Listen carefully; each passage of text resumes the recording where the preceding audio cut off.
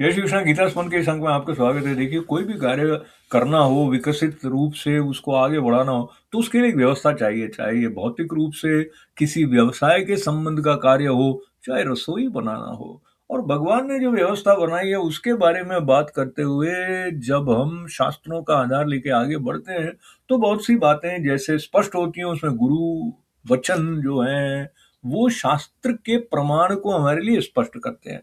तो एक व्यवस्था, एक श्रद्धा लेके जब हम आगे बढ़ते हैं तो प्रमाण भी हमको मिलते जाते हैं।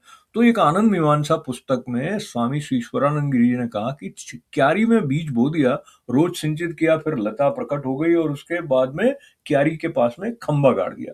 अब खंबा इसलिए गाड़ा क्योंकि बेल जो है वो उसके ऊपर फैल जाए, और अगर वो इधर उधर ही फैल जाएगी, एन तेन जो फैलेगी, तो फिर वो क्या है कि आगे नहीं बढ़ेगी। उसी तरह से जो बातें ऐसी हैं तत्व ज्ञान की, उनको फैलने के लिए सहारा चाहिए। ऐसा स्वामी जी जब कहते हैं तो कहते हैं स्निग्ध चिंतन को आगे बढ़ने के लिए निष्ठा चाहिए, एक सिद्धांत चाहिए, और बिना सिद्धांत के कोरी भावुकता में न बह जाना। तो कोरी भावुकता जो है उसके अंदर हम बहुत गहराई तक और निरंतरता को प्राप्त नहीं कर सकते हैं। इस बात को लेते हुए 8वें श्लोक की तरफ चले। भगवान ये कह रहे हैं, रसो हम अपसु कौन्तेय प्रभास्मि शशि सूर्ययोः प्रणवः सर्ववेदेषु शब्दः खे पौरुषम नृषु। इसका अर्थ है, हे अर्जुन, मैं जल में रस हूं। तो सार है ना जल का, वो रस है। उसी प्रकार से कहा कि चंद्रमा और सूर्यों की जो आभा है, उनका जो प्रकाश है, वो मैं हूं। और फिर ये भी कहा कि संपूर्ण वेदों में ओंकार हूं। तो वेद का जो सार है वो ओम।